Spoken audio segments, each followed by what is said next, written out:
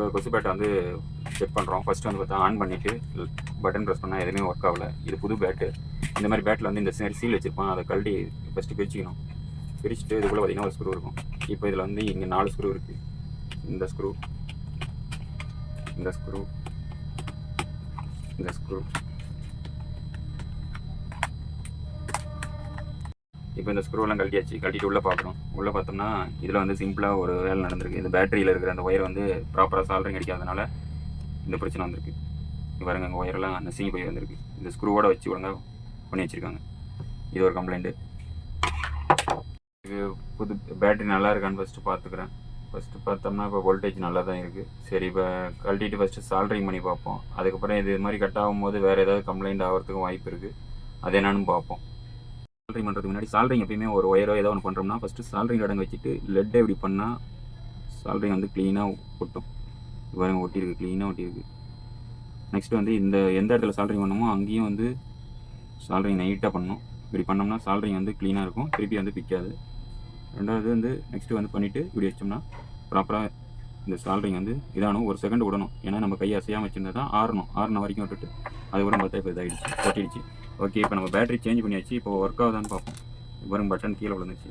Okay, எடுத்துகிட்டு on பண்ணிட்டு இப்போ அழுத்துறேன். லைட் எரியுது. ஓகே, லைட் எரியுது. இப்போ வெடிக்குதான்னு பார்க்கணும். வெடிக்கலை. இப்போ வேறு ஏதோ ஒரு கம்ப்ளைண்ட் இருக்குது. கம்ப்ளைண்ட்னா நார்மலாக வந்து பார்த்திங்கன்னா டிரான்சிஸ்டர் கம்ப்ளைண்ட் வரதுக்கு நிறைய வாய்ப்பு இருக்குது. இந்த மாதிரி ஒயர் கட்டாகி இதாக வரதுல வந்து டிரான்சிஸ்டர் கம்ப்ளைண்ட் ஆகும். அதை நம்ம இப்போ ஃபஸ்ட்டு வந்து டிரான்சிஸ்டர் இதுக்கு செக் பண்ணுறதுக்கு டயோடு மோடில் வச்சுட்டு ரெசிஸ்டர் பக்கத்தில் இருக்கிறது தான் பேஸ். அதனால் வந்து இது வந்து ஒரு என்பிஎன் டிரான்சிஸ்டர்னால பேஸுக்கு வந்து இதை வச்சுட்டேன், ரெட் ஒயர் வச்சுட்டேன். இதில் வைக்கிறேன். இப்போ பாருங்க, ஓம்ஸ் வந்து ஷார்ட் ஆகிருக்கு, தெரியுதா? எப்போ டிரான்சிஸ்டர் போயிருக்கு. ஆக்சுவலி நார்மலாக இந்த மாதிரி உள்ளுக்குள்ளே எங்கேயாவது ஒயரிங் வந்து டிஸ்கனெக்ட் ஆச்சுன்னா டிரான்சிஸ்டர் போகிறதுக்கு வாய்ப்பு அதிகம். அதனால் நம்ம டிரான்சிஸ்டரை செக் பண்ணோம். இந்த மாதிரி ரெசிஸ்டர் இருக்குது. இந்த ஒயர் பார்த்திங்கன்னா ரெசிஸ்டர். இதை நான் வந்து அன்ஸ்க்ரூ பண்ணி கூட காட்டுறேன் உள்ள போர்டில் எப்படி. ஏன்னா நான் பேஸ் இப்படி தான் நான் செக் பண்ணேன். ஆக்சுவலி பேஸுக்கு வந்து எப்பயுமே லோ கரண்ட் கொடுக்கணுன்றதுக்காக என்ன பண்ணுவாங்கன்னா ஒரு ரெசிஸ்டர் போட்டு தான் சப்ளை கொடுப்பாங்க எல்லா டிரான்சிஸ்டர்லையும்.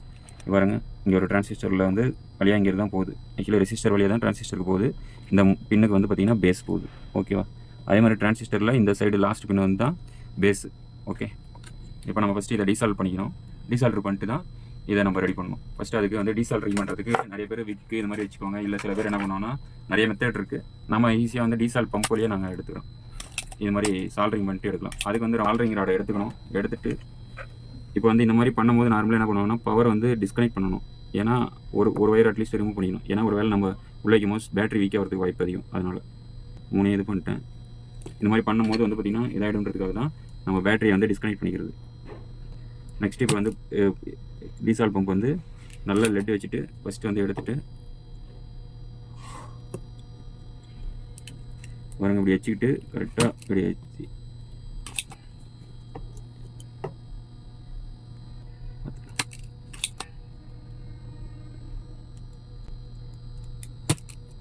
அவன் வந்துடுச்சு. அவ்வளோ கரெக்டாக வந்து சால்ட்ரிங் பண்ணிட்டு அந்த பாயிண்டில் நல்லா சால்ட்ரிங் வந்து நல்லா ஹீட் ஆகிட்டு அதுக்கப்புறம் பம்ப் வச்சு கரெக்டாக எடுத்தோம்னா ஈஸியாக இருக்கும்.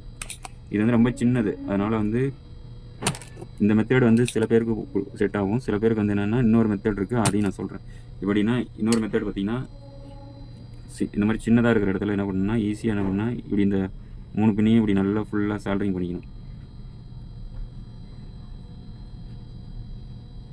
அதே மாதிரி கண்டினியூவாக ஹீட் பண்ணிகிட்டே இருந்தால் இந்த ட்ராக்கு போயிடும். அதனால் என்ன பண்ணால் இப்படி வச்சுட்டு ஜஸ்ட்டு இந்த மாதிரி ஒரு சின்ன டிரான்சிஸ்டர் இது மாதிரி இருக்கிறது எடுக்கிறதுக்கு அந்த ஹோல்ஸில் வந்து உள்ளே போகிற மாதிரி ஒரு இதை வச்சுக்கிட்டு இப்போ நான் வந்து இங்கே வச்சு கீழே வந்து ப்ரெஷர் அனுப்பினேன்னா கீழே டிரான்சிஸ்டர் விழுந்துருச்சு. பாருங்கள், கீழே டிரான்சிஸ்டர் வந்துருச்சு. இதுக்கப்புறம் ஒன்றும் இல்லை, ஜஸ்ட்டு வந்து இந்த ட்ராக் வந்து இதை இப்படி வச்சு இழுத்தோம்னா க்ளீன் ஆகிடும். இந்த ஹோல்ஸ் வந்துருச்சு. இதுக்கப்புறம் ஒன்றும் இல்லை, புது டிரான்சிஸ்டரை வச்சு கட் பண்ணி நம்ம இருந்த பொசிஷன்லேயே வச்சு விட்டால் முடிஞ்சிச்சு. ஓகே, டிரான்சிஸ்டர் எடுத்த டிரான்சிஸ்டர் நான் அப்படியே உள்ளே சொருகிறதுனா ரொம்ப கஷ்டமாக இருக்கும். ஏன்னா இந்த 3 பின் இருக்கனால நெருக்கமாக ஒரே டைமில் இப்படி ஏற்றுறது கஷ்டமாக இருக்கும். அதுக்காக என்ன பண்ணுறதுன்னா சிம்பிளாக ஒரு டெக்னிக்கு, இப்படி வந்து இதை வந்து கிராஸாக கட் பண்ணணும். இப்படி கிராஸாக கட் பண்ணிவிட்டு இந்த கிராஸாக கட் பண்ணதை ஈஸியாக பாருங்க. அதுக்கு முன்னாடி இந்த இது கொஞ்சம் பெண்ட் ஆனிச்சுன்னா அதை கரெக்டாக ஸ்ட்ரைட் பண்ணிவிட்டு இப்போ ஃபஸ்ட்டு பின்னு, செகண்ட் பின்னு, தேர்டு பின்னு இப்போ ஈஸியாக உள்ளே இறங்கிடுச்சு. இப்போ அது வேணால் கொஞ்சம் கீழே இறக்கணும்னா இறக்கிட்டு நம்ம சால்ட்ரிங் பண்ணிடுறோம். இப்போ இறக்கியாச்சு. இப்போ நான் சால்ட்ரிங் பண்ணிடுறேன்.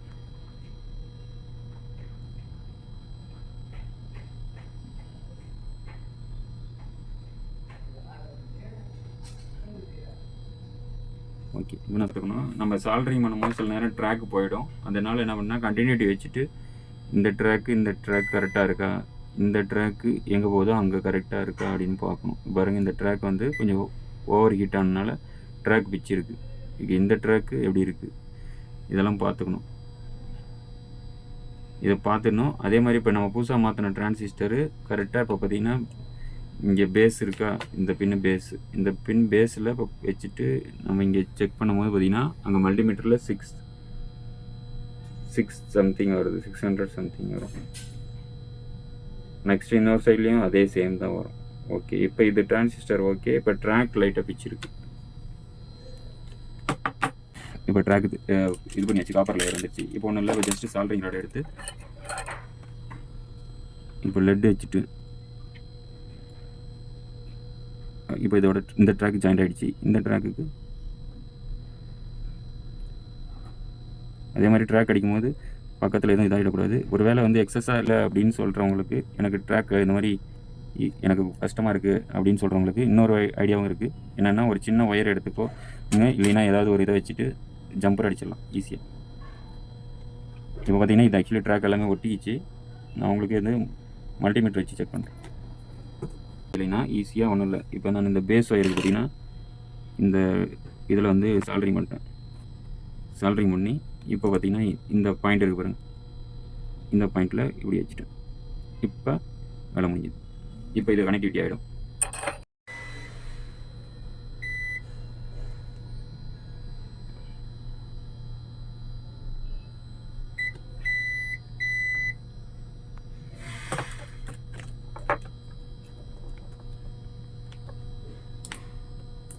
இப்போ லைட் நல்லா பிரைட்டாக தான் எரியுது.